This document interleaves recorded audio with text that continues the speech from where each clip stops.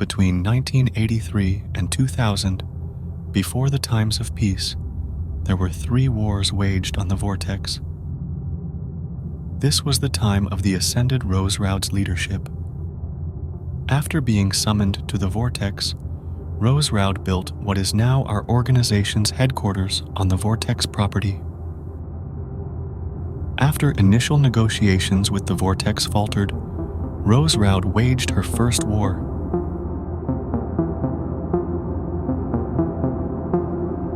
We aim to provide the first official documentation of the happenings and reasonings of these wars, including the infamous Third War on the Vortex, often called the True War. It is important to note that we have been at peace with the Vortex for 24 years. While we will provide coverage of our old wars, the focus of this account will be on this longer-lasting time of peace.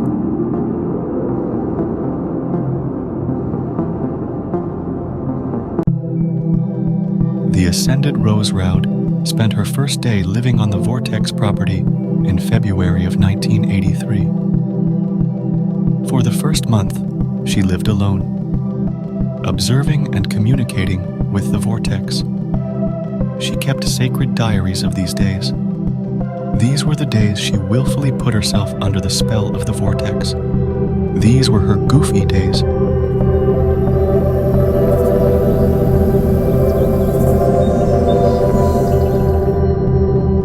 In the presence of spiritual vortexes, many will feel elated, happy, silly, or goofy. This is a deceptive tactic of the Vortex. Rose Raud, however, was merely leading the Vortex on. After 1 month of her goofy days, she would begin negotiations with the Vortex. But first, she would need to ascend the Vortex. The goofy days and the dewy grass on the Vortex property made it clear that the Vortex was in an active state of mass haunting. Rose Raud ceased her goofy days and began collecting every drop of dew on the property in order to infuse it into a defense potion in preparation for the potential dire event of spiritual warfare. In order to begin negotiations with a spiritual vortex, one must first ascend the vortex. In order to ascend a spiritual vortex, one must first pinpoint its core. To locate a vortex core is a delicate and difficult task only achievable by the most powerful of spiritualists. Luckily, Rose Raud was the greatest psychic medium to ever live.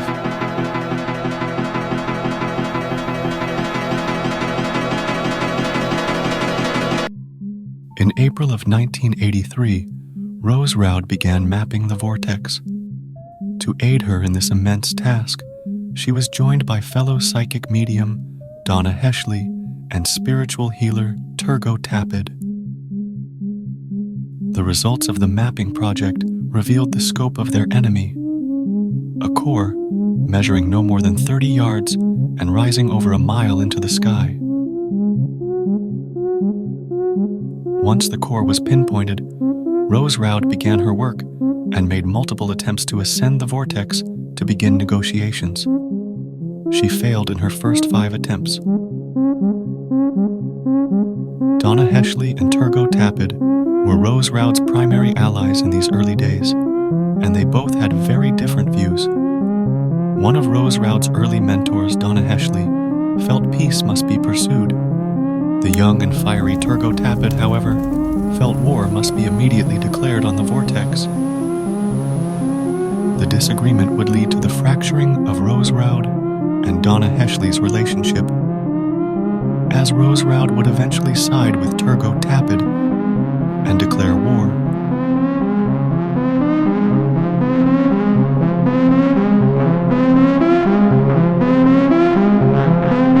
After 5 failed attempts, there was growing concern amongst the trio that ascension would not be possible.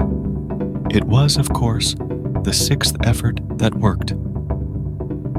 A veil was placed around the core and wrapped around Rose Raud. She sat in the center of the core for 5 hours and 21 minutes on May 2nd, 1983, and then she ascended. She was the first person ever recorded achieving ascension of a spiritual vortex. She returned from ascension 36 minutes later. Rose Roud would never divulge details of her ascension, saying it was part of her agreement with the vortex. She would ascend an undisclosed number of times in that month of May. These were the first negotiations with the vortex. The return of Hefferton was a significant occurrence. A year prior, Rose Roud sent her soldier Hefferton on a journey to assemble a team. Turgot Tapid drove Hefferton and his team of 8 assembled psychic warriors from the airport to the Vortex property. These were the initial 8. En route, Turgot warned Hefferton Rose Roud was not pleased with his return. She had just achieved her first ascension of the vortex, and she saw Hefferton's returning as a disturbing disruption, and she questioned what he had been up to in his travels. Upon seeing Hefferton and meeting his initial 8, Rose Roud quickly determined that they were not up to task. She sent them into the vortex property to locate the gnome. Hefferton, meanwhile, was angry with Rose Roud for embarrassing him in front of the initial 8. She had called him mean things, and this had hurt his feelings. Hefferton, despite being a skilled empath, was also in fact a drunken, gambling addict. He will not be portrayed positively in this accounting of events. The initial 8 were weak. They all gave up on their task of locating the gnome within a single day. Rose Roud had to punish Hefferton for wasting her time. She sent him into the vortex property to locate the gnome himself. Hefferton was more skilled than the initial 8, and he found the gnome quickly. The infamous story of Hefferton and the gnome is a long story and will be dealt with in a later video series. Please limit questions about this incident and other gnome incidents until it is properly addressed. We understand there is curiosity and anger toward our perceived secrecy regarding our gnomes, but we assure this is only for the purpose of public safety. Hefferton's next task would be to do what he had been originally asked to do: assemble a team. After the failure of the initial 8 came the Wondrous 5. One of the Wondrous 5 was named Garner Garrison. His role in the events of the vortex would be transformative. While the Wondrous 5 laid defensive potion around the property, it would be the Californian psychic from Canada named Garner Garrison who disobeyed Rose Roud's orders and walked into the vortex core. Garner Garrison ascended the vortex. But unlike Rose Roud, he did not return after negotiations. He was held there, suspended in the air. During the time of Garner Garrison being suspended half a mile in the air, 3 of the remaining Wondrous 4 and Hefferton called on Rose Roud to cease negotiations and declare war on the vortex immediately. Rose Roud, infuriated with both Garner Garrison and the vortex for mocking her, had Hefferton shoot Garner Garrison to death in the air. His body remained suspended in the air for another week before it splattered to the ground. The date of the splattering was July 5th, 1983. The first war on the vortex had begun. As the sky turned pink on July 5th, 1983, Rose Roud walked into her meditation chambers and pressed a white button and thus activated her primary apparatus of spiritual warfare, the Karadisc. The Karadisc was developed by Rose Roud and her longtime lover in the early 70s. While other tools are necessary for a Karadisc to operate, for now, we will focus specifically on the Karadisc device. Hefferton and the Wondrous 4 positioned the Karadisc to point away from the vortex core. They applied defensive potion around the property. Meanwhile, Rose Roud sat in her commander base. Her meditation chamber was a place of great power. She soaked in her buke and radiated attack energies. She aimed to assure the vortex would be sorry it had challenged the ascended Rose Roud.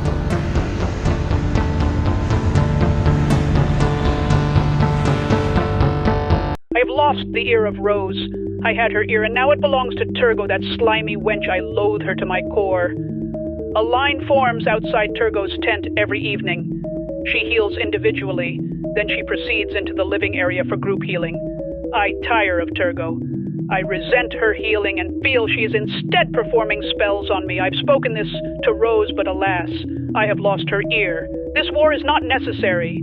Turgo, now that she has Rose's ear, she eggs her on. She says, more war. I say less. I say cease.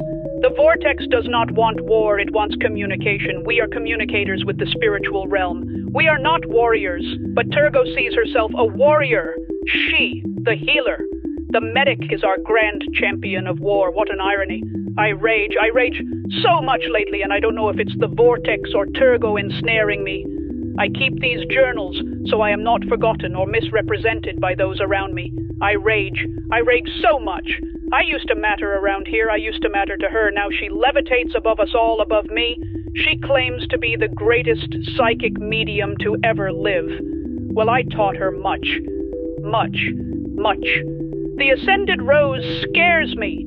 She no longer allows us to look into her eyeballs, for she has grown too powerful in these times of war. I miss looking into her eyeballs. I yearn to look into her eyeballs again. There. I said it. I am not a fool. I am Donna Heshley, and I will have the ear of my commander once more. The date is July 19th, 1983. The time is 7:41 at night. Fucking wench. On August 10th, 1983, the greatest battle of the First War commenced, the 31-hour battle. Rose Roud awoke at dawn and assembled her team in the living area. It was the first time they had seen her since the war began. They were all ordered to avoid eye contact during this meeting. It has been said, but never confirmed, that Rose Roud was over 11 feet tall during this rousing address to her soldiers.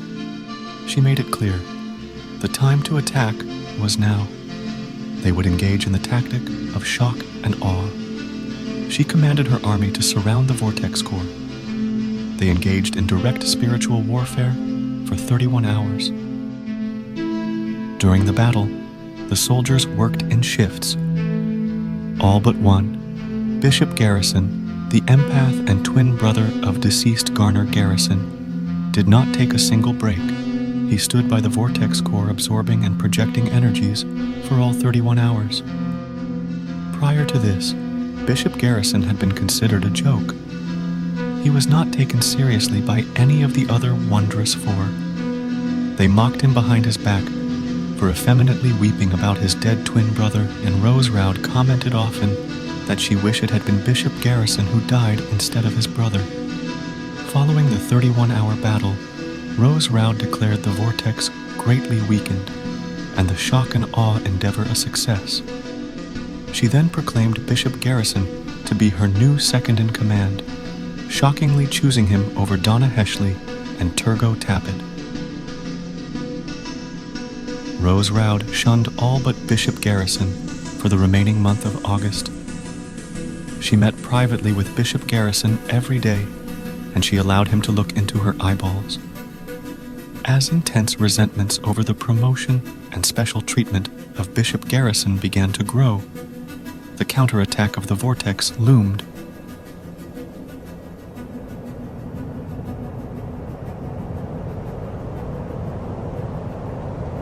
I'm better than them. So much better than them. They mock me. I spend so much time with her now. She lets me in, she lets me see. I know more than them, and they are furious about this. I miss my brother, but I also know his death was fate. I know it led me to her. I believe she's going to give me this Vortex. I believe she's going to teach me to ascend. The Vortex is weakening. The headaches are less intense. The grass is less dewy. The Vortex sees me standing next to the Ascended Rose, and it is scared. The Vortex saw what I did during the battle. It sees me as a warrior, a manly and tough, muscled warrior who rarely cries. Hefferton the Fat Man and Turgo the Twat are plotting against me. They meet every night. I see them and the device they work on. It's called a feshp or something. They claim it a game changer. I, Bishop Garrison, I am the game changer of this war. The others don't let me sit with them during supper time. The Ascended Rose doesn't allow anyone to witness her eating during wartime. I believe it is because she is shy about the ectoplasmic goo she leaks from her eyes. But I would never judge her. So I eat alone. All alone. I eat my gravy and beans alone, and no one else can have them. They eat their special foods. I hope they choke on them. But I also do not care. Because they are beneath me. They are beneath myself and my eternal commander and my new best friend, the Ascended Rose. The date is August 29th, 1983. The time is 3:36 in the morning. That morning, everyone woke to a mood of exuberance. The spiritualists, who had been angry with one another and engaged in conflict, decided to frolic giddily together on the fields. They did funny walks and made silly voices to one another. There was joy in the air, and there was no dew in the grass. No one had a headache. The war was clearly over, said Bishop Garrison. Rose Rout agreed. Thus, the first war was declared mission accomplished. Victory would be celebrated. If Rose Rout had not been weakened by her valiant war efforts, she would see the obvious, that the Vortex was playing a trick on her. The Vortex would engage in a months-long period of deceptive peace. Similar to the Goofy Days, this would be a period of pure joy. Unlike the Goofy Days, however, the deceptive peace was not a trick being played by Rose Rout. She had actually been fooled by the Vortex. Turgot Tappet warned Rose Rout immediately. She was being misled by her enemy and her new so-called ally, Bishop Garrison. One night, the spiritualists got naked and danced by the fire. They showed each other their silly walks and funny voices. The Vortex watched their derangement from the distance, gaining strength and preparing for the Second War. On December 16th, it would strike them with a ferocious and shocking blow.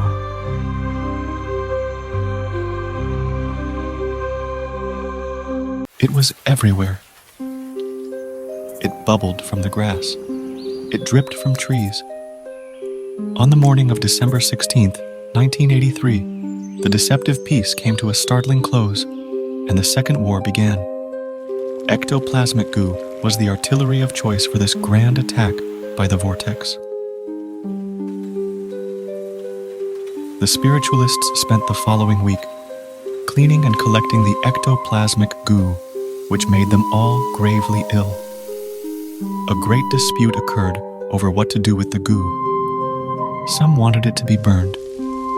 Some wanted it to be dumped in the lake. It was Turgot Tappet, however, that demanded the goo be preserved in a special buplin. Rose Rout, feeling that preserving the goo would be too dangerous, decided to burn the goo during a ritual. Some have suggested that this burning of the goo was a false flag event, and that the real ectoplasmic goo was preserved in a secret buplin deep in the woods. These rumors have never been verified and are considered conspiratorial. The Second War lasted a mere 19 days. All of Rose Rout's spiritualists lay incapacitated by the Vortex. Bishop Garrison spent the entire Second War hiding like a coward, weeping inside of a bathroom tub on the property. It was Rose Rout alone who defeated the Vortex and won the Second War. Some of the only records from this period of 19 days are from Rose Rout's personal journals. These journals would not be understandable by a non-ascended person and will not be shared. In summary, they made one thing clear. Rose Rout alone stunningly defeated the Vortex, weakening it to a point that it no longer swirled and could no longer inflict its spells. She defeated the Vortex herself alone, with the help of absolutely no one else, the Ascended Rose Roud won the Second War on the Vortex. On January 3, 1984, Rose Roud pushed the button to deactivate the Caradisk. Thus began the Ascended Era. 13 years where the spiritualists maintained what they assumed to be complete control over the Vortex. Rose Roud, tremendously weakened from her fight with the Vortex, began what is referred to as the Great Ignoring. She was so disgusted and disappointed by her pathetic army that she refused to speak to them for the remainder of the decade.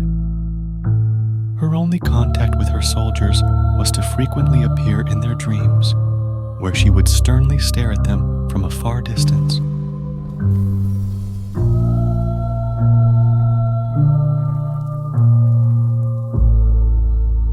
The Ascended Era lasted 13 years. It was not a time of peace. Rather, it was a time of dominance. The Great Ignoring persisted. Only Turgo Tapid was permitted speaking time with Rose Roud. They met once a week so Rose Roud could berate her. Rose Roud was said to be so weakened from defeating the Vortex that she was translucent and the size of an infant. She refused to be looked at and spoke from the other side of a veil. While the Great Ignoring was a horrid calamity, the spiritualist would nonetheless find much joy and enrichment in the early days of the Ascended Era. The Vortex energies had dispersed, no longer empowered in a swirling core. Thus, the Wondrous Four and Hefferton finally were able to wield their powers. They controlled the Vortex. They owned the Vortex. They were above the Vortex. On the first day of the Ascended Era, Rose Roud would be summoned by a television. On it, she saw a child. Rose Roud would become obsessed with this child. This child would change everything, every single thing, and Rose Roud knew it as she looked upon the child upon the television. The child's name was Yera Peoples.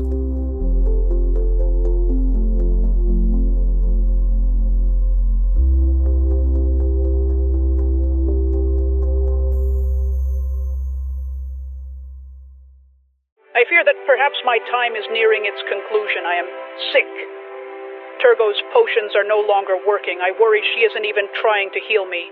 If I die, let it be known I was a proud woman. The woman who taught the Ascended Rose how to wield her powers and body. But now she doesn't speak to me. She doesn't look at me.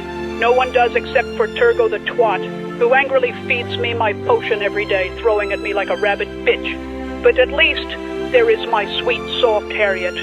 Harriet, sweet, wonderful, silky, gorgeous Harriet. She is ignorant and loyal to the Ascended Rose, but she still is kind enough to spend time with me. And she is kind enough to laugh with me, to nuzzle my forehead and ease me, to give my love a place to flow inside of. Although she has been quite resentful since I moved her hand toward my under region. I was not doing it as a mode of perversion. I was merely showing her the depleted state of my sacral chakra. Oh God, oh dear shit. I hope she returns to the room. I hope she gives me a hug. I worry they've changed the key. I haven't had potion in a while. This is Donna Heshley. The date is May 11th, 1985.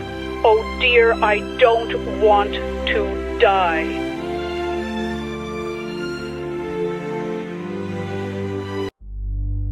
At Donna Heshley's funeral, Rose Roud spoke of her mentor and friend with disappointment and disgust. After delivering her speech, she continued ignoring everyone. She did not let it be known, but she was morbidly depressed by the death of her mentor, and she carried regret over the mean things she had said to her on her deathbed. With Donna Heshley's death, what was once the Wondrous Five, and then the Wondrous Four, was now the Wondrous Three. That night, Rose Roud watched with rage as Hefferton buried Donna Heshley. The date was June 22nd, 1985. Rose Roud had defeated the Vortex. Her army stood strong, and the Ascended Rose Roud's Vortex was slowly becoming a place of prominent power. But even still, She was miserable and isolated. She soaked in her buke and thought of her dead friend. She tried to connect with her that night, but she couldn't. Donna Hesley would not answer back. Rose Roud, the greatest psychic medium to ever live, would try to connect with Donna Hesley every single night until her own death. Donna Hesley never answered back.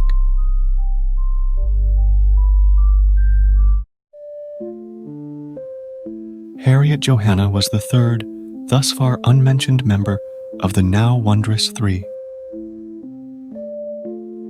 She was a jack of many trades, an empath, a psychic, a partial healer, and a tarot master. She acted as primary aid to the ascended Rose Roud. During the Great Ignoring, Rose Roud would deliver orders telepathically. Harriet Johanna's primary task was to acquire the child, while Turgot, Bishop Garrison, and Hefferton took great joy in the ascended era. Harriet Johanna was terribly affected by the Great Ignoring. She had taken significant joy in making Rose Roud her breakfast, in cleaning the ascended Rose Roud's robes and face after dinner.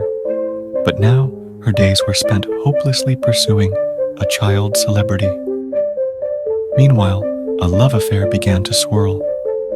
Turgot, Tapid, and Hefferton had grown close during their long development process of a new prototype device, the FESHP. Turgot would often ask Hefferton, why was he not wondrous? Why did he allow Rose Roud to emasculate him? One night, Hefferton watched Harriet Johanna, sobbing, smoking a cigarette by the buplin. It was then that an idea struck him. He would be the one to acquire the child. He would end the Great Ignoring, and he would be proclaimed wondrous once and for all. Being a highly disciplined empath, Bishop Garrison was able to tune into the emotions of others. This, he claimed, is why he spent the entire Second War weeping in the bathtub. Everyone absolutely loathed Bishop Garrison. His only friend was his pen pal, the Hungarian prince.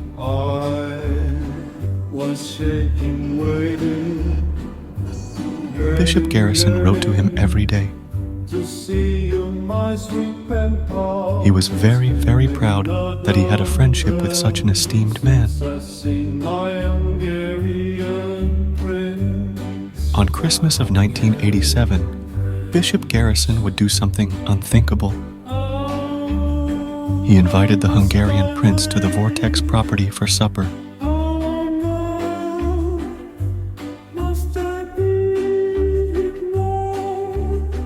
As has been clarified many times, there were and are still no visitors allowed to the VORTEX, not even royalty. This was a clear violation of Rose Roud's rule. Bishop Garrison spent the next week engaged in some sort of bizarre slumber party with the Hungarian prince. The other spiritualists reacted in absolute horror as they faced something they hadn't faced in years: company. Rose Roud remained in her room every time the Hungarian prince would visit, in righteous rebuke of her soldiers' mortifying insubordination. He would be taught a painful lesson, because the authority of the ascended Rose Roud would not and could not be challenged. And, as has been made very clear, there were and are no visitors allowed to the VORTEX.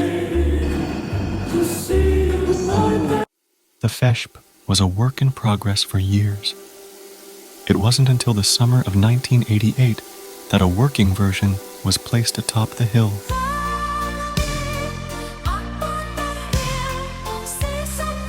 Rose Roud herself attended the unveiling ceremony, although she stood away from everyone and refused to look at them.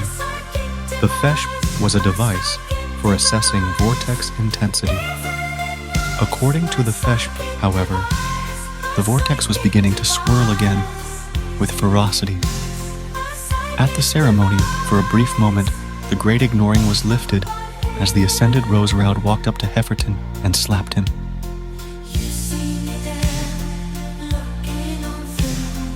In front of everyone, in front of his lover Turgo, in front of the vortex itself, she slapped him on the face. She slapped him on the rear. She slapped him and slapped him and slapped him. "How dare you!" she screamed. "I have defeated the vortex. It sits there bowing to me. It does not swirl, and it will never swirl again." She slapped him once more, and she left Hefferton bleeding on the ground. It was a terrible unveiling ceremony. The morning after the slapping, Hefferton left on an airplane to travel to California. He had a plan. He would get very drunk on a series of connecting flights until he was kicked off. From there, he would stay at a series of hotels where he would order food and vomit inside nice bathrooms. Hefferton was very excited about this. He needed some time off after the slapping, and he wanted to avoid seeing his lover Turgo after being repeatedly slapped in front of her. While Hefferton flew over the desert, drunk, sad, and happy, something truly wondrous would happen. Seated next to him on the airplane was a mother and her daughter.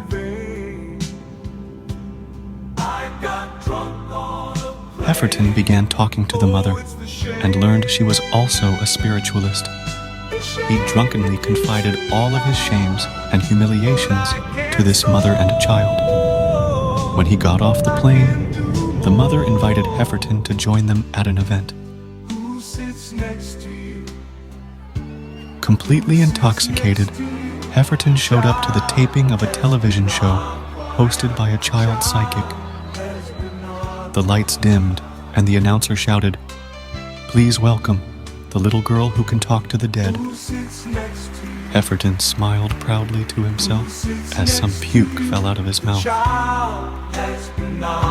His plan had worked. He was in.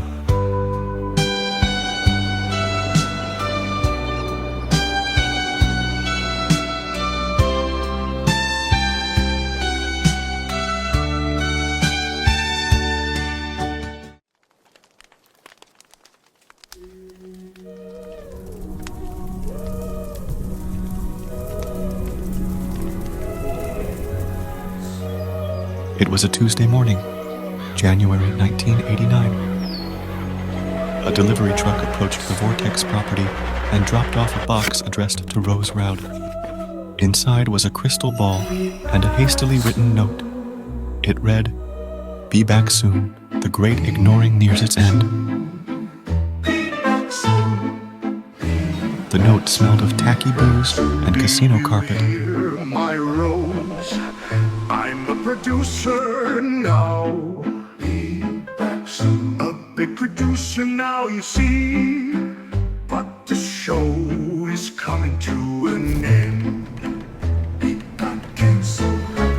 The show is coming to an end. They found the boy she said was dead.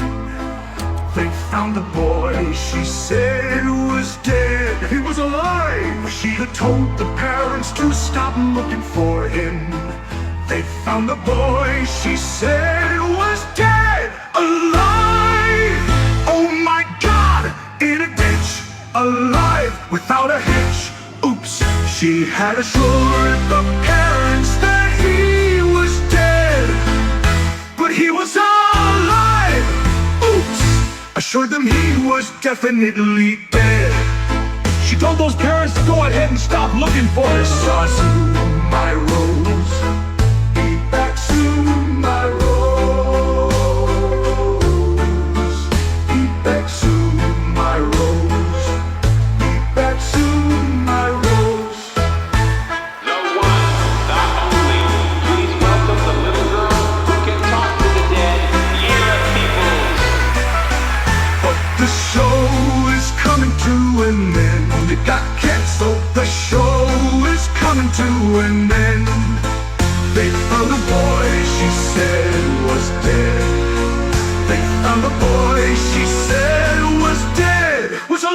She had told the parents to stop looking for him. Found the boy she said was dead. Alive, oh my God, in a ditch. Alive, without a hitch. Oops. She had assured the parents that he was dead, but he was alive. Oops. Assured them he was definitely dead. She told those parents to go ahead and stop looking for their son. Be back soon, my rose. Be back soon, my rose. Be back soon, my rose. The sky noise started on a brisk March morning. Turgot Tappet's journal described it as a filthy screech. Harriet Johanna said it sounded like a gurgling echo. It came from the sky, above the vortex core.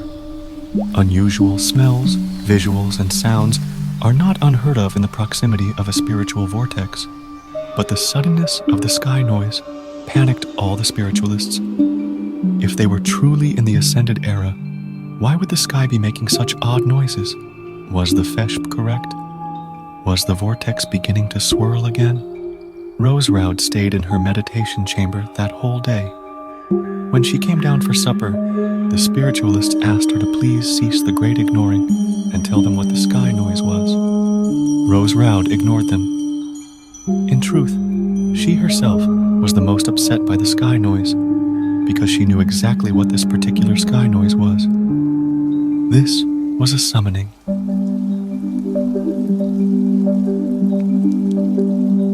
As the vortex did to her years ago, the vortex was singing out. Throughout the realms, the vortex was calling upon an ascender.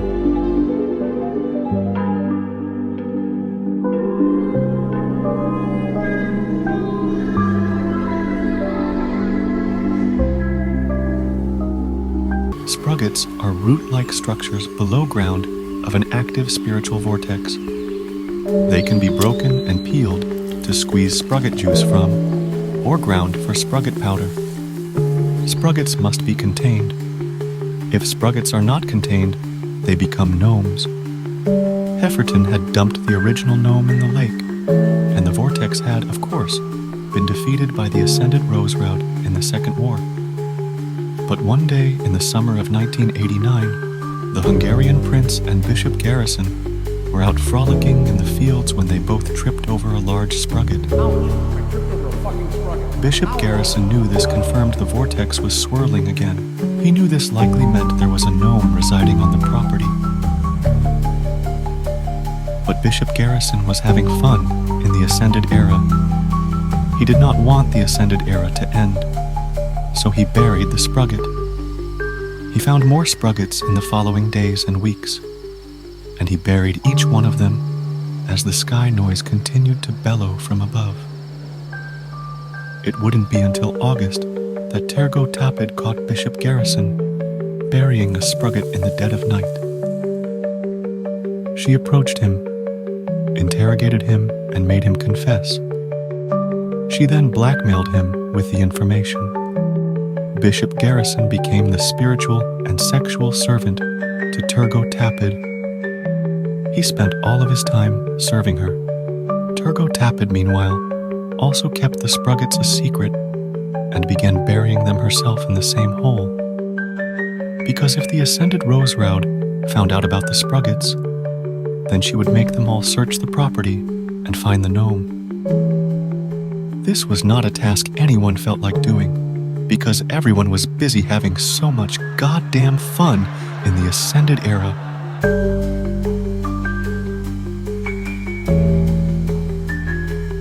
The helicopter flew over the lake, and it made Hefferton sick. They were getting close. It had been 2 years since Hefferton was on the Vortex property. He sat across from Yura Peoples, now 17 years old, and her mother. In the 2 years, Hefferton had become a producer of Yura's successful television program. She had been the little girl who could talk to the dead until a recent controversy resulted in her show's cancellation and an immediate need for funds. Hefferton had made multiple sexual advances toward the mother until she relented. They were now a disgusting husband and wife. He, Hefferton, now somehow the surrogate father to this infamous child. He looked at his family sitting across from him in the helicopter, both mother and daughter pouting grumpily. In that moment, he had a fantasy, a striking vision. He opened the helicopter window, stuck his head out, and put it into the spinning blades. He felt the rotors clog on his neck fat for a split second as he decapitated himself in front of his fake family and plopped into the lake. From there, he watched the helicopter spin out of control and crash directly into the ascendant Rose Roud, blowing her into 1,000,000 pieces. But alas, he remained in the helicopter. He looked out and saw the Vortex property come into view. Hefferton had returned. And just as he had planned, within an hour, the great ignoring would end, and a new spiritualist would be declared wondrous. Much to his surprise, however, it would not be him.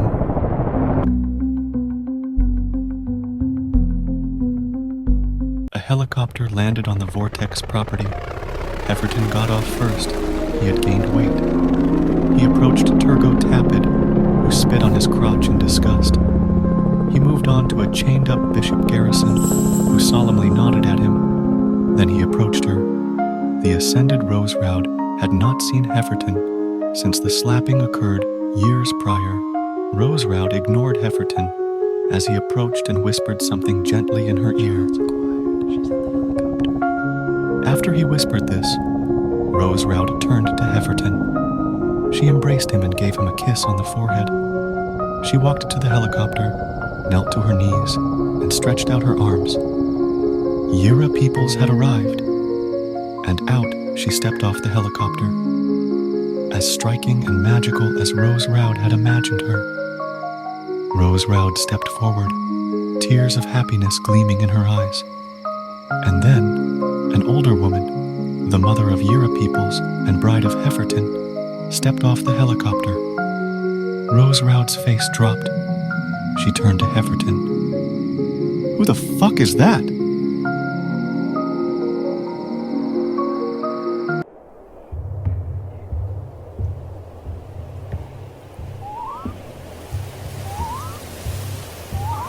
Bishop Garrison walked with a spring in his step. He was delighted. He was on his way to the first party thrown by Rose Roud since the end of the Great Ignoring. Bishop Garrison was eager to talk to Rose Roud once more, to look in her eyeballs, to eat her delicious cake. He hoped the Hungarian prince would be there. He hoped Turgot Tapid would be nice to him tonight. As he approached, he saw Pammy Peoples, the mother of Yira Peoples and bride of Hefferton, dancing by the lake. She waved to him. He waved back. "Are you going to the party, Pammy?" Bishop giggled gleefully. He then watched as she repeatedly slammed her own head against a rock until she lay motionless, covered in blood, making a disgusting gurgling noise. Bishop Garrison stood frozen in shock, watching the gurgling woman for a full 10 minutes before he sprinted to inform the others of what he saw. He entered the party and screamed, "The child's mother is dead! She bashed her head into a rock by the lake." "My mother is dead!" shouted Yira Peoples, horrified. "Yes, yes! She is gurgling blood by the lake! It's awful!" As everyone panicked, Bishop Garrison walked up to Hefferton. "I'm sorry for your loss." "What loss?" "Didn't you hear?" said Bishop Garrison. "Your wife is dead. She broke her head by the lake." Hefferton stared off. "Shame. She would have loved this cake."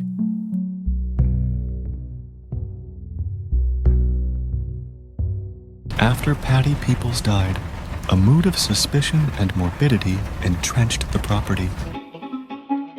Yira Peoples was given a potion to offset her violent state of grief. She stayed under the watch of Turgot Tapid, who comforted her and provided her warmth. Hefferton, meanwhile, was nowhere to be seen. 5 days, Bishop Garrison led a solo search party to find him. Bishop Garrison came upon a hump in the grass. Inside the hump, he heard the voice of Hefferton. He took out a knife and stabbed the hump. Juices poured out of it. The hump began to subside. He heard the sound of Hefferton screaming in agony. Bishop Garrison, yet again, sprinted back to the residence in a panic. He banged on the door of Rose Roud. She answered her door and saw Bishop crying. She smacked him. "Why do you always run through doors with your tears like some sort of little fairy boy? What sort of soldier are you?" Rose Roud asked. Bishop Garrison composed himself and whimpered, "Ascended Rose, I have awful news. There are gnomes on the property. I found Hefferton inside of one." It is said that at this moment, the rage of Rose Roud was so potent that Bishop Garrison urinated himself in front of her. When he did this, Rose Roud became even angrier and brutally beat him. She spent the next hour beating up Bishop Garrison for delivering such awful news to her. They would soon discover there was not one gnome, not 2 gnomes, not 3 nor 4. No, there were 5 gnomes residing on the Vortex property. 5 gnomes. The reckoning of the 5 gnomes had begun. The spiritualists sat one evening, eating a delicious spaghetti meatball dinner. Hefferton entered the dining room. He was covered in a thick, gooey substance. They hadn't seen him in months. Hefferton smiled bashfully. "May I please have some spaghetti meatball?" he asked. In the months of Hefferton's absence, much had changed. Yira Peoples had taken over as second in command to the ascended Rose Roud.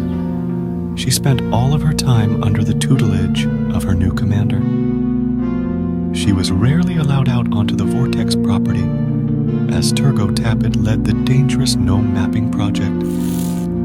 Harriet Johanna, Bishop Garrison, and the Hungarian prince searched the property for hours each day, attempting to locate Hefferton and the 5 gnomes. Every day, Turgo Tapid returned to have supper and be berated by Rose Roud for not finding a single gnome or Hefferton. It was a time of tension. It was a time of jealous simmering. So there Hefferton stood, covered in goo, drunk, on a balmy pink evening, August 10th, 1990. Rose Roud slurped her spaghetti meatball. She stood up and said, "Dear Hefferton, welcome back. We missed you, but your time is now concluded." Hefferton sprinted out the door. Yira Peoples sent spiritual energies toward Hefferton as he ran away. He fell flat on his face. This is how Hefferton broke his face. Rose Roud looked at her pupil and smiled. "The acquired child, you are my favorite person to ever live," Rose Roud cooed proudly.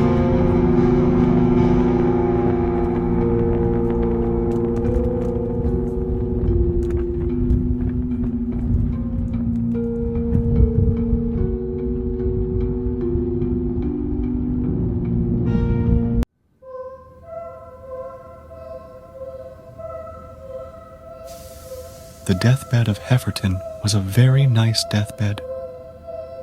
He kept the sheets clean and pleasant smelling.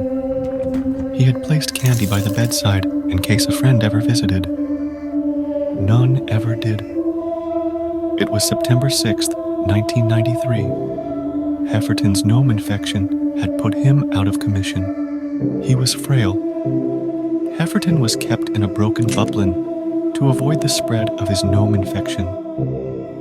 A tiny man in pointy shoes visited him once a week and gave him a medicine. The medicine made Hefferton's face stop hurting. It made his feet go numb. Hefferton grabbed the tiny man in the pointy shoes and pulled him into his deathbed. "Please," he said, "take me outside. Take me to the Vortex core. I need to ascend." The tiny man in the pointy shoes had been warned about this. He gently touched Hefferton's hand.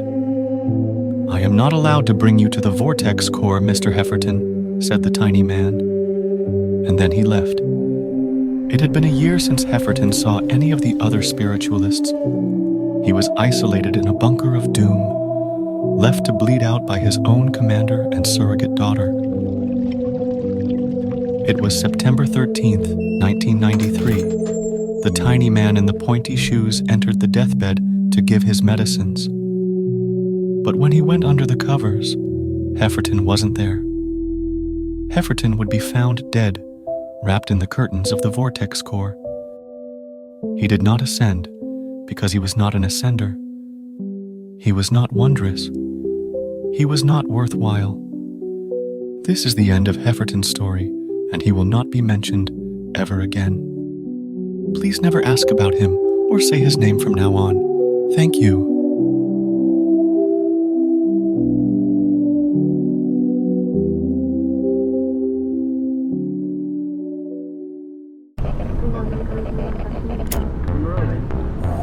For the first time ever, the spiritualists on the Vortex property engaged in a recruitment process. They were seeking a new empath. Rose Rao demanded this new empath be the best empath, the most skilled empath, a wondrous empath. When the spiritualist world hears that the ascended Rose Rao is hiring, one would assume applicants would come in droves. No, for a full year, not one single empath applied for the position. All were clearly too cowardly and pathetic. Without an empath, who on earth would read the FESHP?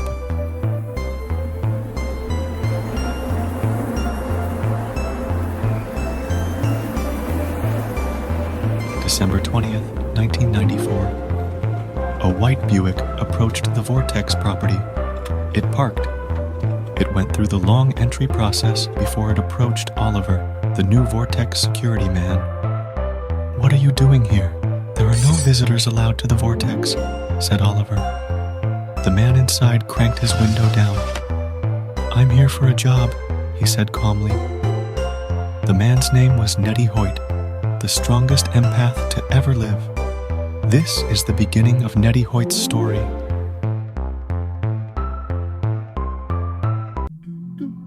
Nettie Hoyt's interview with Rose Rao went well. It lasted 13 hours. Nettie Hoyt brought a new energy to the Vortex property. It was almost as if the resentments and spites of the past dissolved upon his arrival. Everyone loved Nettie.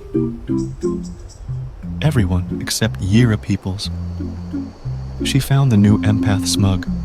She hated his face. Sometimes she fantasized about cutting his face with a pair of scissors. But Rose Rao felt much differently. The journals of Rose Rao reveal she had fallen in love with Nettie Hoyt.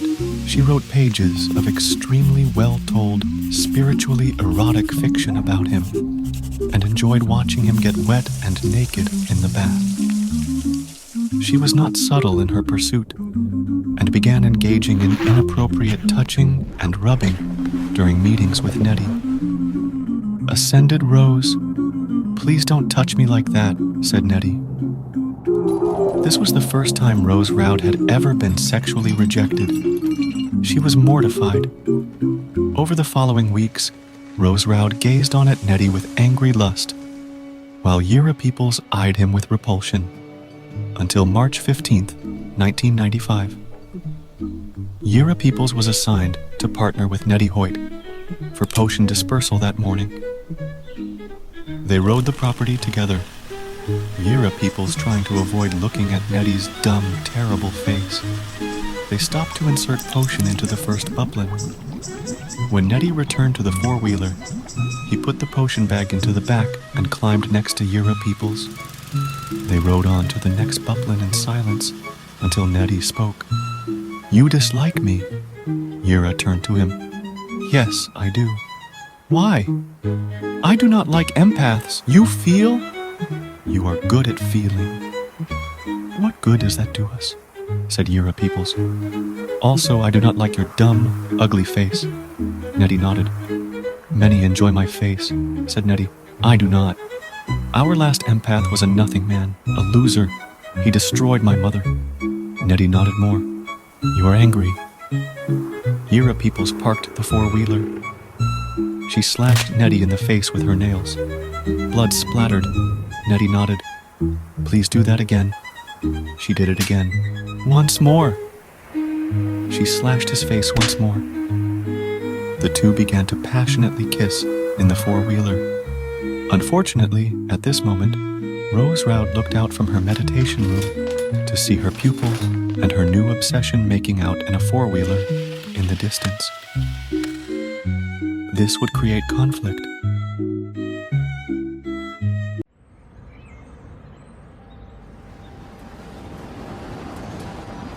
Friday morning, August 11th, 1995. Bishop Garrison parked outside Pop Mart.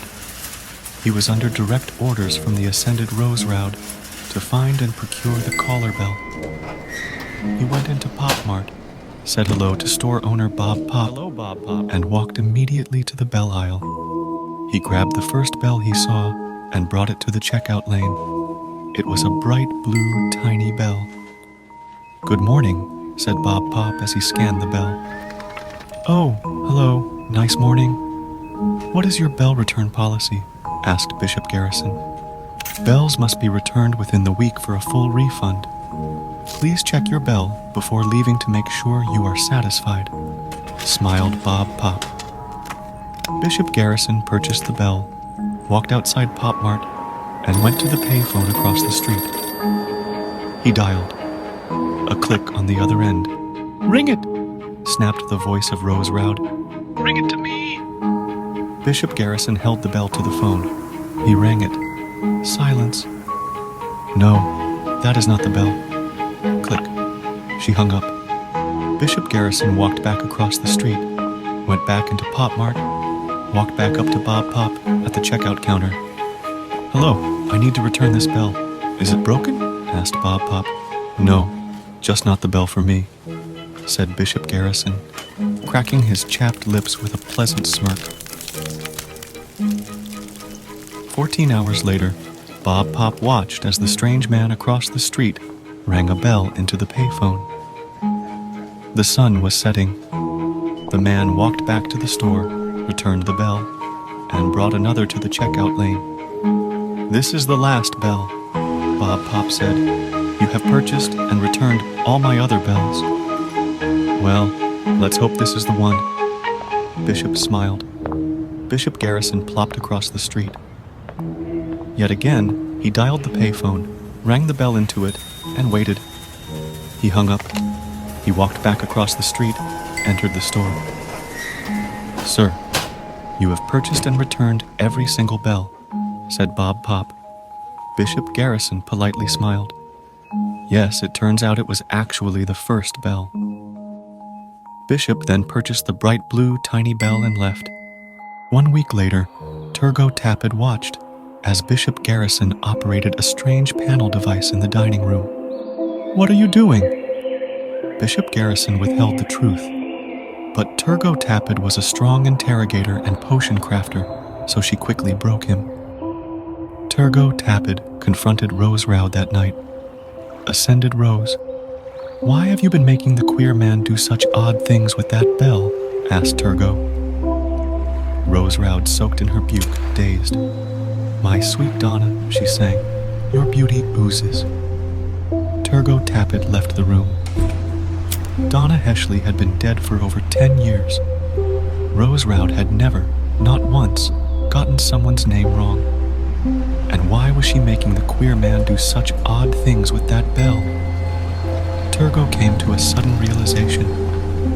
Rose Roud had lost her mind. Her reign was complete. It was time.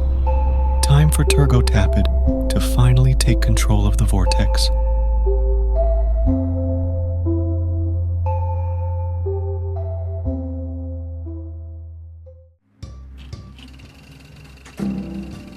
Nettie Hoyt called a meeting. Ascended Rose, I have completed my mapping project and have located each gnome. I regret to inform you that the gnomes were being incorrectly mapped by Turgo Tapid and her team. Turgo Tapid scoffed and lit a cigarette, Nettie continued. Also, the vortex core has moved at least 5 feet, and it has grown in size. Turgo lost her temper. She whipped her cigarette at Nettie's face. It bounced off him. Yura Peoples picked the lit cigarette up and threw it back at Turgo Tappet. "How dare you throw a cigarette at me, you motherless cunt," Turgo Tappet hissed. But what Nettie Hoyt said next would silence the room. "Ascended Rose, your vortex is swirling again? It is larger and more powerful than it has ever been. The grass is soaked with dew. Didn't you notice?" Everyone froze. Every single spiritualist except Rose Roud was aware of this. But the last time Rose Roud was informed that the vortex was still swirling was the slapping, when she brutally slapped a former employee for suggesting so. Rose Roud perceived her defeat of the vortex in the Second War as her defining accomplishment and the true testament to her title as the greatest psychic medium to ever live. To suggest the vortex was not under her command was a great affront to her legacy. Everyone waited in the silence for Rose Roud to scream, to stand up and slap Nettie, perhaps slap him to death. But instead, she nodded slowly. "Then I must go back up," she declared. Rose Roud was then wrapped in ascension fabric. She sat in the vortex core, waiting to ascend. The spiritualists waited. "How long does it usually take?" asked Nettie. The only recorded ascension was May 2nd, 1983. Harriet Johanna squeaked, nervously pacing in the corner. "It took 5 hours and 21 minutes. She returned 36 minutes later." "She will not ascend," said Turgo, puffing smoke into Harriet Johanna's face. "Why would you say such a thing about the Ascended Rose?" asked Harriet. "The Ascended Rose Roud was the greatest psychic medium to ever live. The woman out there is not the Ascended Rose Roud. It is a confused old bat who watches trash television all the time." Harriet Johanna gasped. Turgo Tappet blew more smoke into Harriet Johanna's face. "When she returns in an hour, in a confused daze, forgetting why she was out there, I will go to the vortex core. I will ascend. I will not negotiate with the vortex. I will declare war." Turgo took Harriet Johanna's palm. She put her cigarette out in it. "You will be my number 2. Harriet Johanna was exceptionally loyal to Rose Roud, but she was also a weak coward. Also, Turgo Tappet had just hurt her hand very badly with that cigarette, so Harriet Johanna decided to just go along with Turgo's plan for the time being.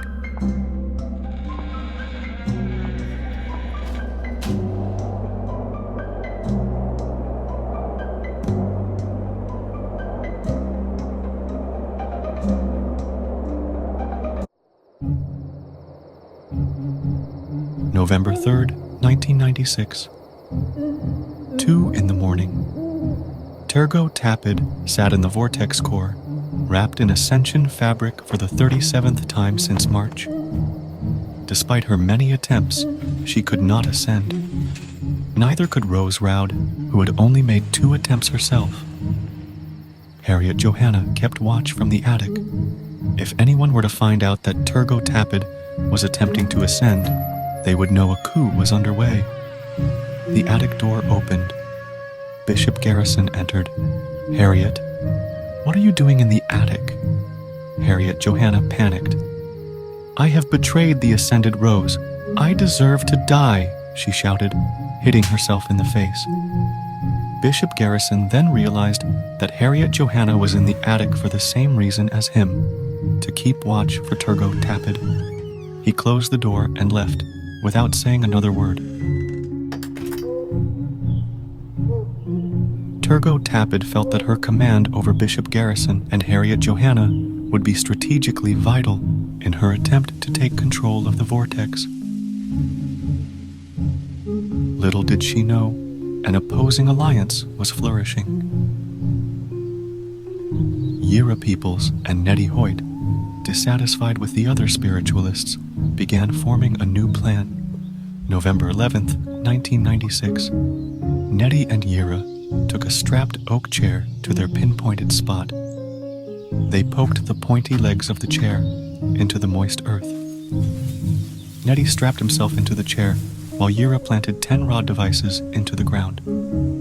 Nettie put his fingers into the rods. Yira kissed him tenderly before placing a metallic mask over his face. This was the reader chair, created by Nettie Hoyt when he was merely 9 years old. When operated by a skilled empath, a reader chair allowed one to communicate with the realm between dirt and soul, the gooey place deep within, the place that makes us gurgle. To put it simply, Nettie would use the reader chair to introduce himself to each of the 5 gnomes. He would then begin negotiations with the gnomes. Every day became similar. Turgo would sneak off and try to ascend in the early mornings, with the watchful aid of her dubious duo. Nettie and Yira would set up the reader chair, and Nettie would communicate with the gnomes. And Rose Roud, oblivious to it all, would watch her television, occasionally remembering to perform VORTEX-related tasks. April 11th, 1997. It was Nettie's 9th meeting with Carl, the 3rd gnome. When interacting with a gnome, one must be cautious. Gnomes can be extremely charismatic and fun to be around. They are very silly and good at tickling. Nettie Hoyt was skilled enough to handle it, though. He never acted silly with the gnomes. He never let them see him smile or tickle his sensitive places. When the gnomes acted silly, Nettie would sternly say, "No, we cannot be so silly right now. We must negotiate." And the gnomes respected Nettie Hoyt. So they listened. While Nettie operated the reader chair, Yira Peoples kept him moisturized and fed. Nettie had given strict instructions. "If you see me acting silly, unplug the reader chair." Negotiations were going well, and a deal was nearing. This deal would call for the spiritualists to allow the 5 gnomes to live on the VORTEX property with the conditional promise of no gnome attacks and limited proliferation. Constant contact would need to be maintained between the gnomes and Nettie Hoyt for the deal to be upheld. A high antagonistic gnome population makes ascension nearly impossible. Nettie knew this and felt negotiations were the only way to proceed. If the gnomes were on their side, he felt they would aid in ascension. Turgo Tapid also knew this. She disagreed with negotiation. She felt all the gnomes should be slaughtered instead, so she could ascend. May 3rd, 1997. Bishop Garrison walked the property, thinking of his dead twin brother, his dead mother, his dead father, when he noticed something in the distance. Across the lake, a strange vibration caught his eye. Something twitching. He made his way to the other side, falling several times in the dirt. He reached it. He yelped in an effeminate manner. It was a gnome, the first gnome Bishop Garrison had ever seen. Curious, he grabbed a rock and threw it at the gnome. The gnome spasmed and spit goo. It made a strange screeching noise. Bishop Garrison threw another rock at the gnome. He threw another. 1 hour later, Bishop Garrison picked up the final chunk of dismembered gnome and tossed it in the lake. He ran to Turgo Tapid, giddy with joy. "I have done it. I have killed a gnome," said Bishop Garrison, walking into Turgo's room, covered in dead gnome goo. Turgo Tapid would celebrate by having Bishop Garrison pleasure her. She had only 4 gnomes left to slaughter. The next day, Nettie sat in the reader chair, waiting to meet with Tom, the 2nd gnome. Tom would keep Nettie waiting for hours. This was unlike him. It would take days for Nettie to learn what Bishop Garrison had done under the orders of Turgo Tapid. Once he learned that a gnome had been murdered, he knew that his work was all for nothing. The great gnome negotiations were over. The gnomes were angry. the vortex was swirling, and it seemed Turgo Tapid would get her wish once and for all. Complete, total, true war. On the eve of the true war, August 4th, 1997, the ascended Rose Roud watched her television. While the mental capacity of Rose Roud seemed diminished, her psychic powers were growing. She was not, in actuality, watching televised home shopping for 12 hours a day. No. Rose Roud had turned her television into a device, a psychic device. She had, stunningly, learned to ride the airwaves of her television. She rode them into the skies, flying over the entire country like a giant airplane. She would fuse with the fuzzy static until she flung herself into the air, catapulted. At a certain point, Rose Roud stopped returning. She was very busy flying and being in her other realms, which she frankly preferred to the realm the spiritualists operated. The realm of hard chairs and fake smiles. The realm of death, where everyone you bother liking rots out and leaks. No, that realm was beneath her, but she still needed to eat, to drink her coffees and take her baths. And on August 4th, she sipped her first coffee of the morning, looking out at the property. Her eyes adjusted to the light. She turned on the shopping network to get ready for her day of traversing the realms, when she felt a sudden shift. For the first time in months, she tuned into the frequencies of her least favorite realm, the realm we all sit in. All at once, the truth hit her. The spiritualists were rebelling against her. Her longtime student was attempting to ascend the vortex. Her hand-chosen successor was conspiring with the gnomes. While she had been exploring new frontiers to expand her empire, her army had been staging mutiny. A rage filled Rose Roud. She turned her television off. She got up, walked to her door. She opened it. She heard the murmuring of her betrayers below. She would walk down these steps and destroy each and every one of them. She stepped outside the doorway. She looked into the blurry haze before her. What used to be her all-encompassing vista of the world was now splotches of floating gray. What used to be her elegant glide had become a painful needling in her heels. Standing in the doorway, Rose Roud realized that she was no longer meant for this realm. Her body was no longer strong. Her brain was no longer good. Rose Roud fell back into her recliner. She grabbed her remote, and she turned on the television. The event that triggered the true war was called the event. It was August 4th, 1997. Turgo Tapid spent the night leading a search for the 4 remaining gnomes. She had not managed to kill a single gnome since Bishop Garrison had slaughtered Todd, the 4th gnome. Nettie watched from the porch. The murder of Todd had destroyed all of his work in the great gnome negotiations. He also loved Todd, one of the sillier gnomes. Todd would do a very funny dance that once almost made Nettie smile. Nettie missed that dance. For an empath, grief is difficult. For an empath of Nettie's skill level, grief is a void that can't be described. Nettie felt his grief for Todd in all the realms. It was a screeching grief, a pointy, headache-inducing wait. Nettie would sometimes hide in a bublin, where he wailed. He wailed out all of his tears, all of his emotions, an orgasmic release. Nettie stood up from the porch. He felt a rising thrust of sadness. He began to walk toward the bublin, suppressing his tears. Vivid memories of Todd struck Nettie. Visions of Nettie's dead grandmother suddenly hit him as well. He would not make it to the bublin this time. He fell to the ground and screamed. Turgo Tapid looked to Nettie sobbing. This put her in a wonderful mood. She lit a cigarette and felt the night's cool breeze blow her face.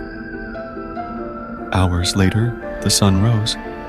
Bishop Garrison and Harriet Johanna, exhausted after a night of searching for gnomes, walked back toward the residence. Turgot Tappet awoke in her bedroom. She heard the television of Rose Roud blaring from the other room. Nettie and Yira sat on the porch, Yira having spent the night comforting the despondent Nettie. For the first time in years, they heard a noise from the sky, an awful, gurgling noise. It was August 5th, 1997. The event that triggered the true war was called the event.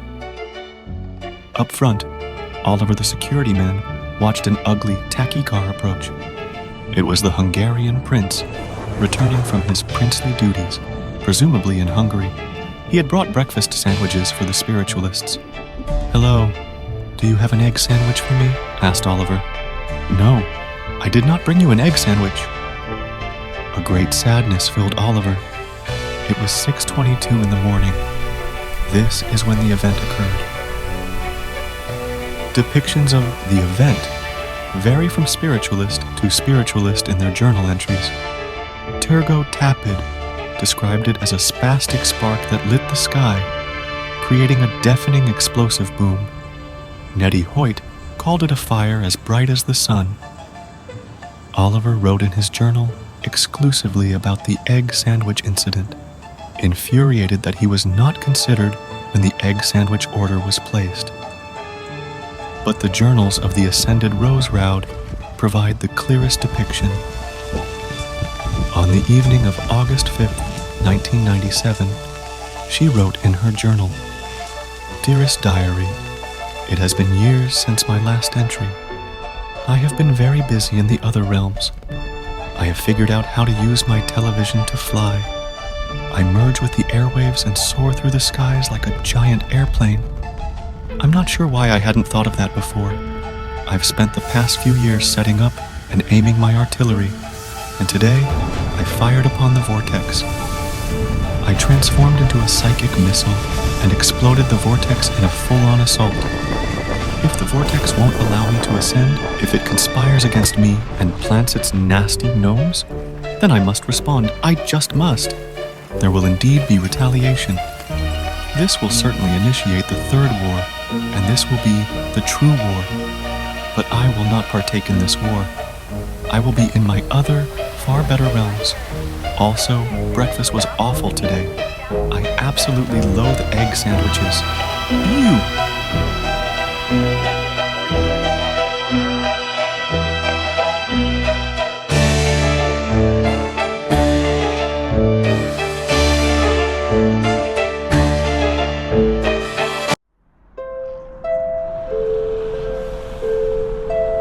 The car's headlights went out, pitch black.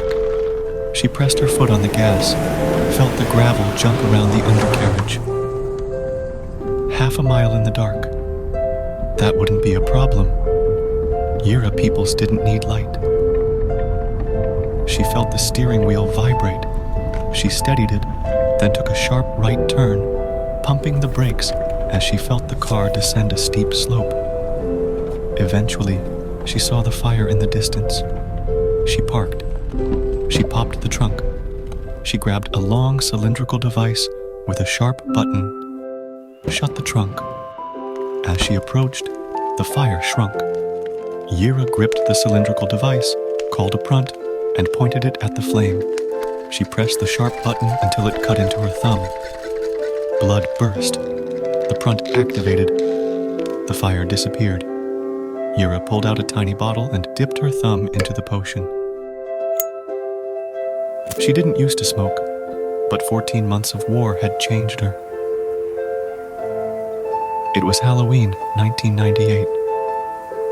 The breeze was cool. She put her hand on the hood. She closed her eyes. She opened them. The headlights were back on. Yira smiled to herself. She got back into the car and drove toward the residence. She flicked her headlights off. The road plunged into dark. She pressed the gas and felt the car shake, the gravel swirling underneath her like a tornado. Yira peoples didn't need light.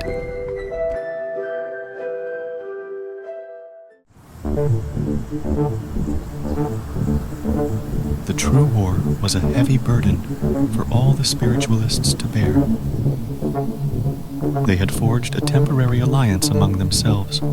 Following the event, Turgo Tapit had agreed to stop attempting to kill the gnomes in exchange for being named commander of the war efforts. Still, Nettie and Yira were coordinating behind her back, and Turgo was growing paranoid that they had gotten to Bishop Garrison and Harriet Johanna. Nettie spent hours each day in his reader chair, desperately trying to restart communications with the gnomes. Over a year of being ignored, but Nettie knew he was making progress. Each night the spiritualists had dinner. They were all cranky and had bad migraines from the vortex attacks. They were up all night dealing with the fake gnome fires. Over a year into the true war, they didn't talk to each other.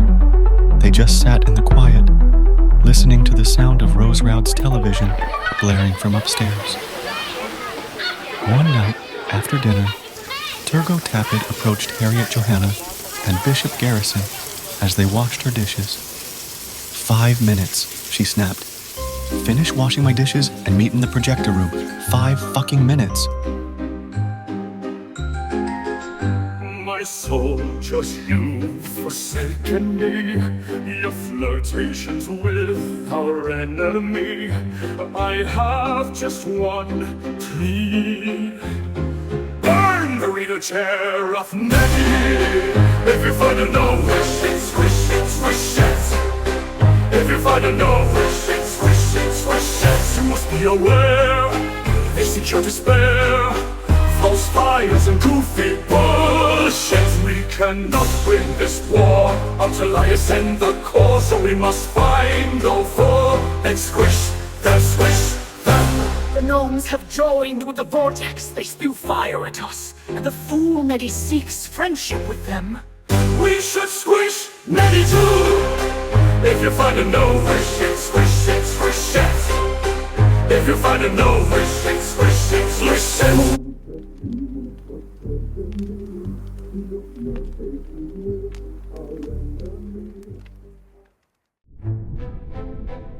Kirk Chirpley was an ugly, stupid man. His son was even uglier. This was how Rose Roud learned of her new neighbors. One day, while out for a morning walk early on in the Ascended era, she saw a terrible, ugly child in the distance, waving to her. Rose Roud would have screamed for help, but the great ignoring persisted. Later that day, she met the father of the ugly child. "Did you throw rocks at my child?" shouted Kirk. Immediately, Turgo Tapit intervened, shooing the invaders away from the Ascended Rose, off the property. Over 13 years later, on a fateful April morning, the true war would extend to the Chirpley property line. Kirk Chirpley walked to his pool. Without looking, he plopped into it, floating on his gross floaty thing. He touched his palm to the surface of the water, but something was wrong. It wasn't water in his pool. He called the police. "Those crazy psychics put pink goo in my pool," he shouted. Of course he was wrong. The goo was his own fault. Only a fool would move in so close to the vortex property, and only an even bigger fool would reject Rose Roud's offer to build a buplin for Kirk Chirpley and his ugly son. This is what Turgo Tapit said to the police when they visited the vortex property. The authorities left. But the Chirpleys had now gone too far. They had sicked the local sirens on them. Nettie sat in his room. He heard the echo of Turgo Tapit's ranting about the Chirpleys. He saw the police car drive off. He had no idea what was going on, and he didn't care. Without his reader chair, he felt a sense of hopeless he didn't know existed. As his gloom crescendoed, he thought of just leaving, abandoning Yira peoples and driving away forever. Just then he heard a noise, a terrible screeching, coming from behind his wall. It was a gnome, stuck inside the wall. The noise crystallized. It was mimicry. The gnome wailed, "Boo-hoo, boo-hoo," mocking Nettie's tears. After all Nettie had done for the gnomes, after they ignored his attempts at outreach, after all Nettie had fucking done for the goddamn gnomes.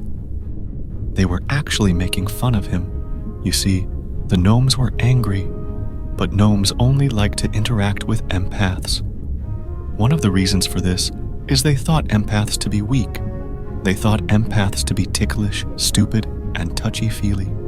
So now, in this moment, when Nettie was at his weakest, they directed their mockery and rage at him. But the gnomes miscalculated. Because Nettie was not just any empath. He was the strongest empath to ever live. So in that moment, on that night when the war shifted, Nettie did something extraordinary. He punched into the wall, breaking it. He crunched through the wallpaper and debris, feeling the twitching goo of the gnome. Nettie slammed the gnome to the ground before it could cease its mocking cry, and Nettie killed the gnome. He got up. He wrote a quick note and left the residence. When Yura Peoples returned to the room, she saw Nettie's note. It read, "Killed second gnome. Put the goo in the fridge. Off to kill the other 3. Be back soon."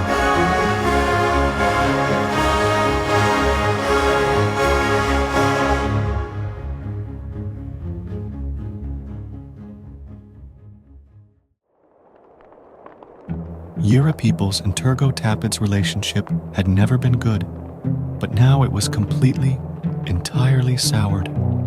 When Nettie left, Yura began missing Turgo's meetings. She began ignoring her duties. The insubordination began to spread. One day, Bishop Garrison arrived to Turgo's morning meeting 5 minutes late. When Turgo slapped him for this, he had the nerve to whimper loudly. The whimper rang in Turgo's ears throughout the day. As she smoked her final bathtub cigarette of the night, it hit her. There was anger in that whimper. There was rebellion in that whimper. Turgo Tapid had spent the true war putting out fake fires when the real fire blazed in front of her this whole time. She exited the bathtub, walked to Yura's bedroom, slammed on the door. Yura answered the door, saw Turgo Tapid, dripping wet, naked, smoking a cigarette. "You are conspiring against me, your commander in war." Yura Peoples stared Turgo in the eyeballs. "You are not my commander," said Yura. "A commander ascends. You have never ascended. You will never ascend. You are not my commander." Turgo Tapid stepped in. "Tomorrow, when the sky turns pink, you and me will meet at the core of this vortex, and I will incinerate you."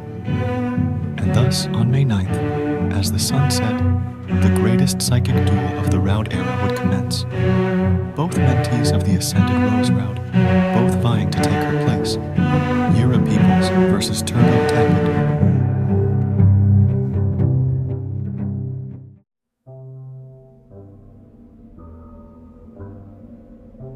The fog was too thick to see through.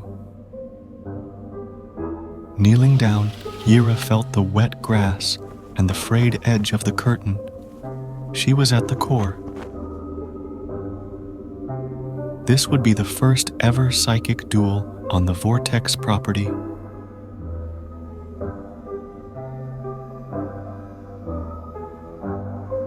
When she stretched her hand out, she couldn't even see her fingertips. But she felt a presence. It was Turgo across the core.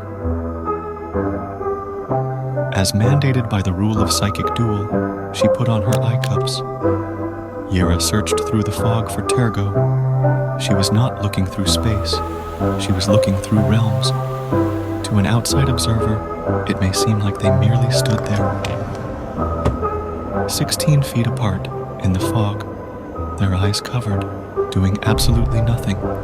And on this day, to this outside observer, it may seem like the 2 spiritualists stood in these spots for 11 straight hours.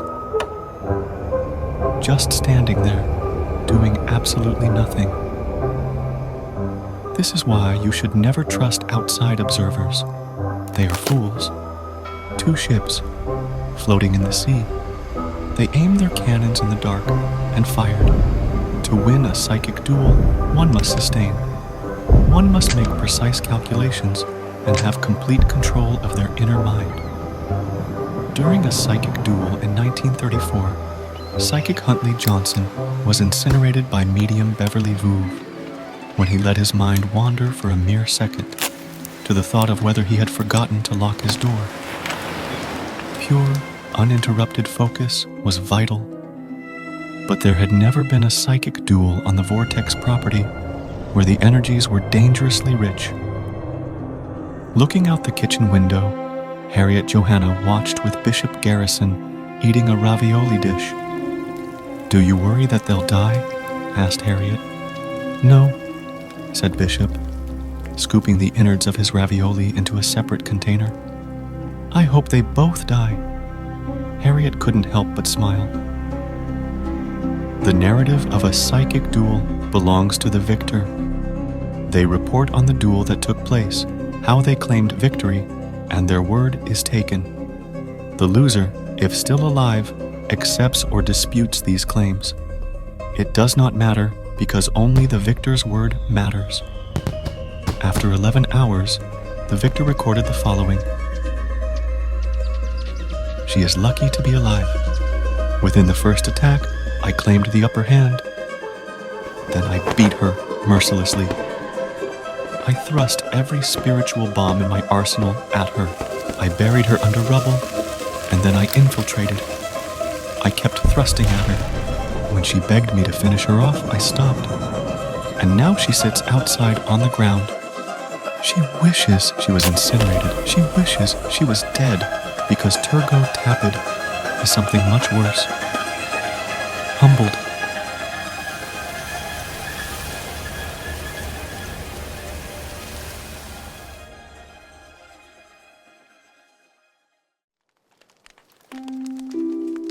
The fire crackled. The silly man on the television made squirrel noises. When Yira Peoples informed Rose Roud that she had defeated Turgo Tapid in psychic duel, there was no response. Yira hadn't spoken a true conversation with Rose Roud in years. "I miss you," she said. "I miss Nettie too. I worry we will never find him. I worry we will remain in this state of infighting and confusion for eternity." Rose Roud blinked. A long blink. She gripped Yira Peoples' hand tight. "The acquired child," she said. "Go to my Rolodex. Bishop's bell. It is set. The enticer must be called." Strong spiritualists absorb spiritual energies. The psychics, mediums, and empaths on the VORTEX property were so skilled that they could suck them up with ease. But spiritualists can also exude these energies. They leak, dribble out like a foaming puss. A rare type of spiritualist exudes these energies like a power hose. They squirt, sprizzle, splash, and dump their energies. These are called enticers. Tucked away in the sacred Rolodex of Rose Roud was a folded hermit card. On it was a scribbled phone number. Hundreds of miles away, over the mountains and through the woods, a fancy caller identification device lit up inside of a shiny wooden office. In the adjacent dining room, Trent Hems sat at the head of a long table, hosting one of his many fantastic, fun dinner parties. Hearing the phone ring, he excused himself to the dismay of his guests, who loved spending time with him and wanted to hear more of his amazing, funny story. Trent Hems walked into his shiny office. He saw the caller identification device lighting up with the name Roud. Trent Hems' dinner guests eagerly awaited his return. They could hear him laughing from his shiny office. He eventually returned to the dining room. "Friends," said Trent Hems, his guests unable to contain their giddy smiles as they looked up at his handsome, wonderful face. "I have been summoned. Please finish your dinner and leave." And with that, Trent Hems walked out his door toward his airplane in the distance. Trent Hems was a pilot. He was a businessman. He was a stern, serious man when he wanted to be. He was a bit of a silly goof. And most importantly, Trent Hems was an enticer. He was, as you may have guessed, the most powerful enticer to ever live. When he landed on the VORTEX property, the spiritualists approached the airplane with caution. "Hello," said Trent Hems. "I am here to find your empath." He began his work immediately. An enticer had never walked on the property. Enticers percolate energies around them. They exacerbate. They exude. In the early days of Trent Hems' arrival, a sense of newfound order took hold. The infighting ceased. They found temporary structure and refuge in Trent Hems. They spent their days burying Bishop's Bell and walking the property with Trent Hems as he listened in the silence, drawing corresponding marks on a gridded sheet of paper. At night, Trent Hems hosted the spiritualists for dinner parties. They began using the projector room for movie nights and dancing instead of war planning and arguing. Suddenly, the spiritualists were spending time together, laughing, enjoying themselves. Even Turgo seemed to be having a good time. It was very odd. On the 13th day, Trent Hems rolled out a large parchment on the table. It was the Enticer map, completed. He pointed toward the edge of the map. "If your empath is any good," said Trent, "if he knows what he is doing, if he is not dead in a ditch somewhere, then he is here. You will likely find him in a bad state of mind. He will be naked, penetrating the ground. When you walk upon him, you will throw a drenched blanket over him. You will ball him up and take him back to the property, even if he squirms in the drenched blanket. Leave him in the core. I will confer with him." And so the spiritualists followed the map. It was a long, terrible walk. They argued the entire time, and they had to re-drench the heavy blanket thrice. Damn it, the blanket's dry again! When they finally reached the spot, they found Nettie, naked, in the bushes, face down in the dirt. Hours later, Trent Hems watched the spiritualists drag the wet, squirming blanket across the property. They dropped him in the core. Trent Hems closed the curtains of the core. Through strained eyes, Nettie squinted. A man hovered above him, ringing a bell in his face. Nettie's head throbbed. He didn't remember much, but he certainly remembered the man ringing a bell in his face. "Well, well, little Nettie, yet again you need to be saved."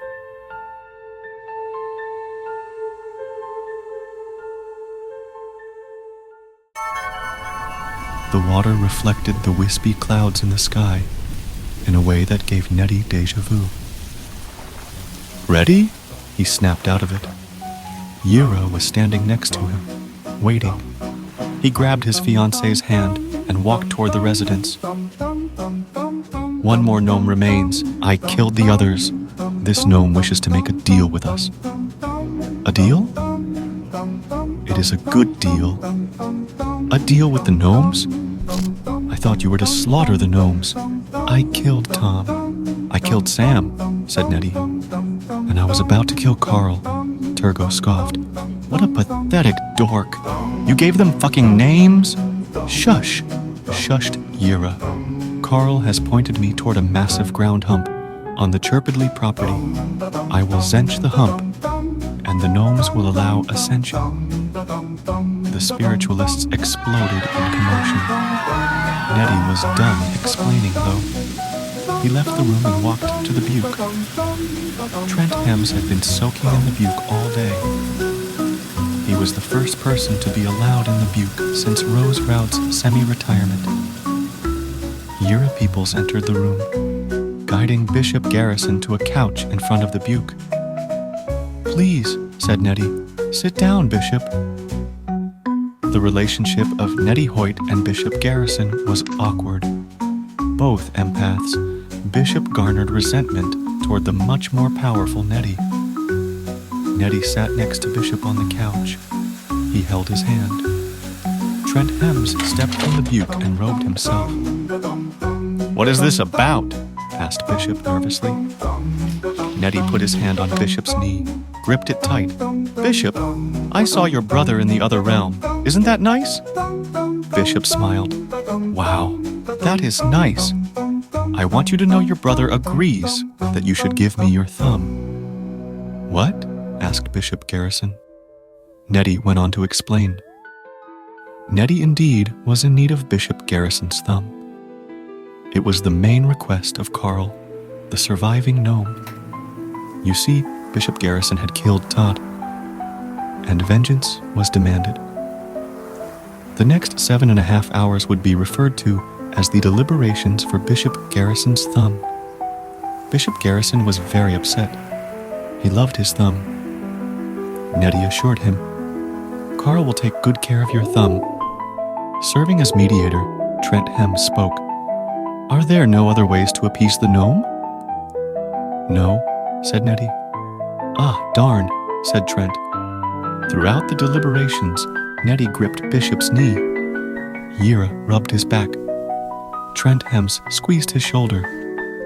The Hungarian prince burst into the room. "What are you doing to him?" he screamed. The Hungarian prince begged Bishop Garrison, "Do not give them your thumb. You love your thumb. We love your thumb." Oliver the security man escorted the Hungarian prince out of the room. Sacrifice had been a constant for Bishop Garrison. He had sacrificed his brother to the Vortex. He had sacrificed his dignity to the Vortex. And now he was asked to sacrifice yet another thing he cherished, his thumb. He felt the spiritualists rubbing him, gripping him, pinching his cheeks. They were touching him a lot. The touching had gotten rapid, constant. They played him as if he were some strange, poorly tuned instrument. A numbness overcame Bishop Garrison, and then he felt a vibration in his skull. It rang like a bell. "What happens if I say no?" asked Bishop. Nettie let go of Bishop's hand. Blood oozed. He held the detached thumb of Bishop Garrison. "If you say no," said Nettie, putting Bishop's bloody thumb into a plastic baggie held by Yira, "then I'll come back and take your other fucking thumb for myself."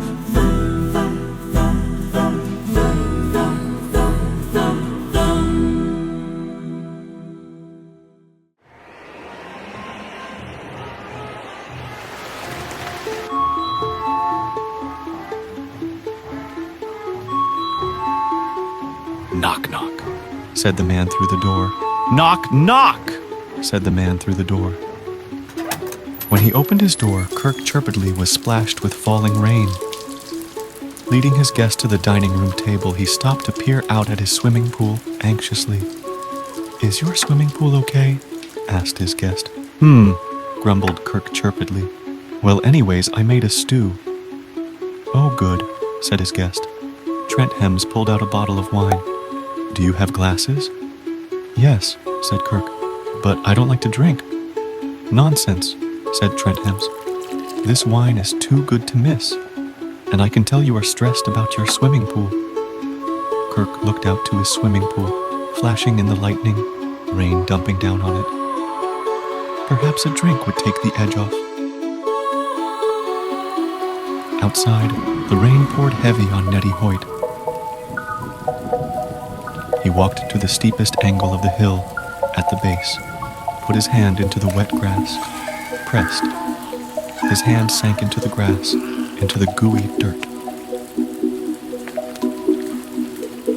His arm was inside the hill, his shoulder. He felt the earth absorb him, suck him up. For a brief moment he couldn't breathe.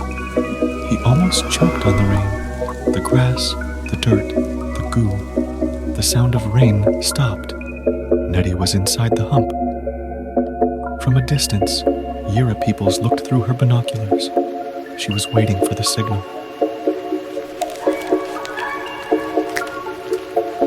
That was the signal. television of Rose Roud played a strange show. Yira Peoples walked into the room, gave the ascended Rose a loving kiss on the eyeball, walked to the button, lifted it, turned the knob to the designated number. Beneath the Chirpidly house was a hill, but this hill was not, in actuality, a hill. It was a ground hump. And now, in this moment, while Trent Hems distracted Kirk, while the spiritualists descended on the Chirpidly property, Nettie Hoyt zenched this hump. Above, Kirk Chirpidly laughed heartily. Trent Hems was making a very silly face and doing a funny dance.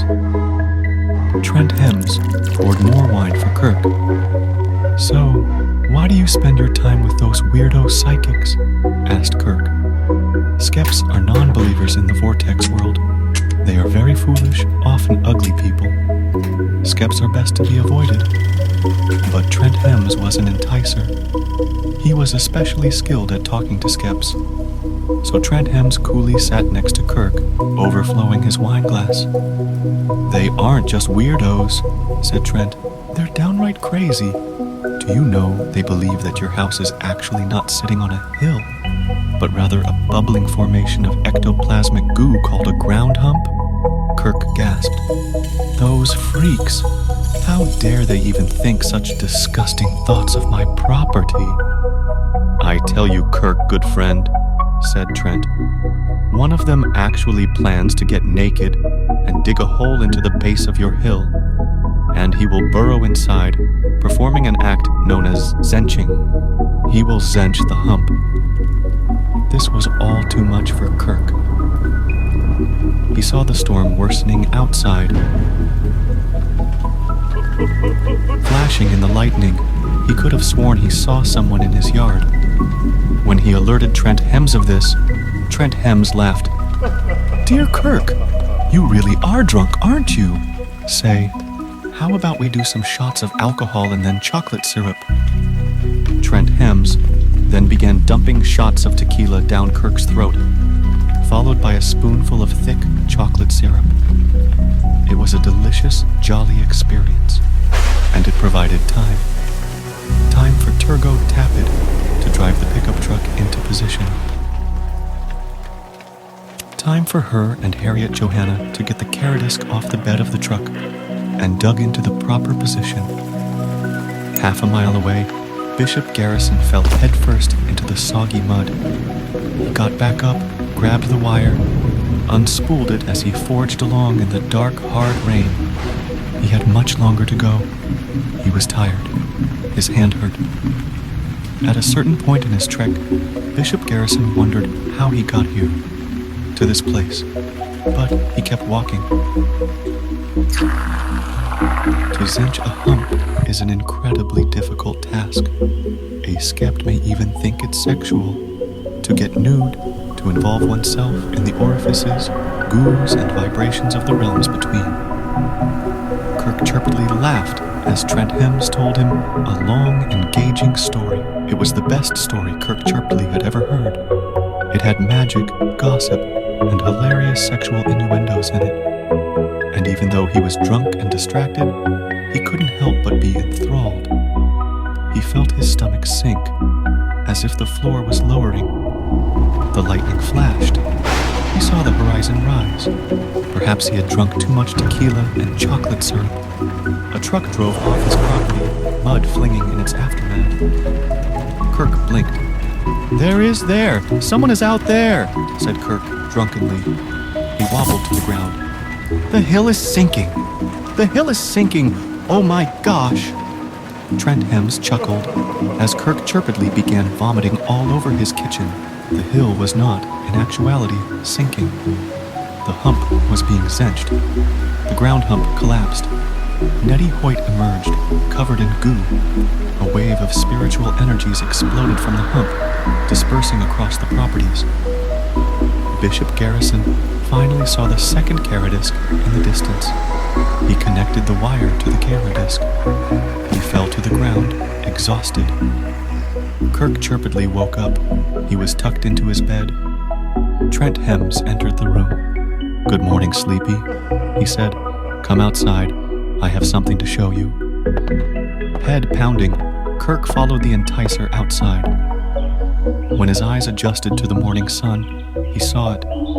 Pink, gurgling, bubbling ectoplasmic goo covered his property. A fire blazed by his garage. He turned to Trent, tears streaming down his stupid, ugly face. "What happened?"